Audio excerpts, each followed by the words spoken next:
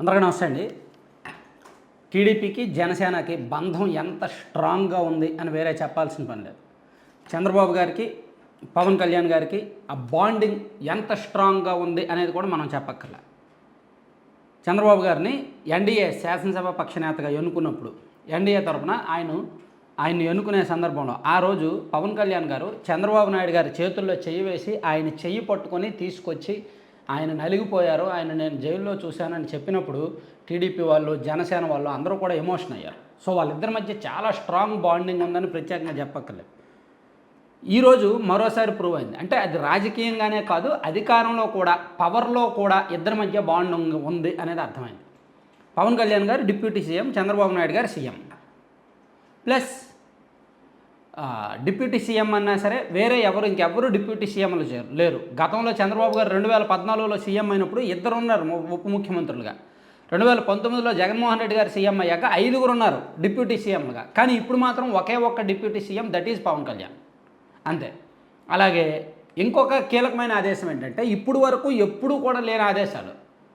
ప్రభుత్వ కార్యాలయాల్లో గ్రామ సచివాలయ భవనం నుంచి రాష్ట్ర స్థాయి సచివాలయ భవనం వరకు ప్రతి ప్రభుత్వ కార్యాలయంలో కూడా సీఎం ఫోటో కంపల్సరీ. సీఎంగా ఎవరున్నా అతని ఫోటో ప్రతి ప్రభుత్వ కార్యాలయంలో ఉంటుంది. ఇప్పుడు డిప్యూటీ సీఎం ఫోటో కూడా పక్కన పెట్టాలని ఆదేశించారు. ఈరోజే ప్రభుత్వం ఆర్డర్ వచ్చింది. ప్రతి ప్రభుత్వ కార్యాలయంలో సీఎం గారి ఫోటో, చంద్రబాబు నాయుడు గారి ఫోటో ఉంటుంది. ఆ పక్కన పవన్ కళ్యాణ్ గారి ఫోటో కూడా మస్ట్గా ఉండాలి అని ఆదేశాలు ఇచ్చారనమాట. అంటే పవన్ కళ్యాణ్ గారికి పూర్తిగా ప్రయారిటీ ఇస్తున్నట్టే. ఏ ఒక్కటి కూడా లోటు చేయట్లా. ఒక్క హోదా మాత్రమే, డిప్యూటీ అనే హోదా మాత్రమే కొంచెం తగ్గింది తప్ప మిగిలిందంతా ఆయనకు అధికారాలు కానీ హక్కులు కానీ ప్రోటోకాల్ కానీ మొత్తం సీఎంకి ఉన్న ప్రోటోకాల్ ఉన్నట్టే లెక్క. అది ఖచ్చితంగా మంచి గౌరవం. జనసేన పార్టీకి టీడీపీ ఇస్తున్న మంచి గౌరవం, పవన్ కళ్యాణ్ గారికి చంద్రబాబు గారు ఇస్తున్న మంచి గౌరవం.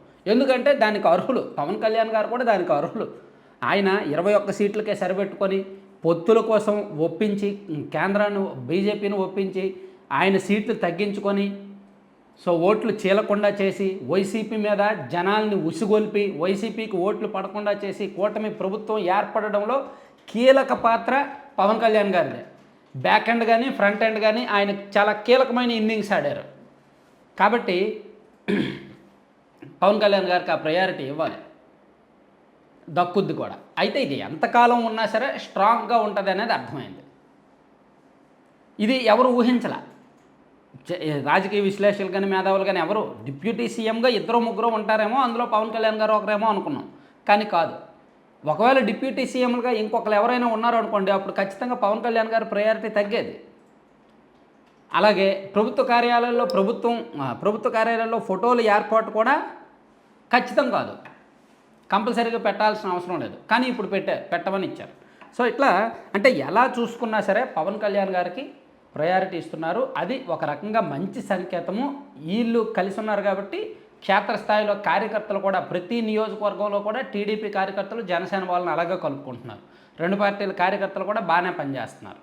ఇది బాండింగ్ ఉన్నంతకాలం గట్టిగా ఉంటుంది అనేది అర్థమైంది. పాపం వైసీపీ వాళ్ళు 1-2-3 నెలల తర్వాత వాళ్ళు ఆల్రెడీ ప్లాన్ వేశారు. పవన్ కళ్యాణ్ గారు ఫోటో వేసుకొని టీడీపీని తిట్టడానికి, చంద్రబాబు గారు ఫోటో పెట్టుకొని జనసేనని తిట్టడానికి ఒక ప్లాన్ వేశారంట. ఆల్రెడీ ఆ ప్లాన్ ప్రకారం కొన్ని ఐడియాలే క్రియేట్ అవుతున్నాయి. అంటే ఈ రెండు పార్టీలను విడదీయాలనేది ఆల్రెడీ ఒక ప్లాన్ వేశారంట. బ్యాక్ ఎండ్ జరుగుతుందంట వర్క్. ఒక 3 నెలల్లో వీళ్ళిద్దరి మధ్య గొడవలు పెట్టడానికి వైసీపీ వాళ్ళు ప్లాన్ వేశారని సంకేతాలు ఉన్నాయి. సో వీళ్ళు ఎంత స్ట్రాంగ్గా ఉన్నప్పుడు, బాండింగ్ ఎంతగా ఉన్నప్పుడు వీళ్ళు ఎన్ని ప్రయత్నాలు చేసినా విడిపోరు. Thank you.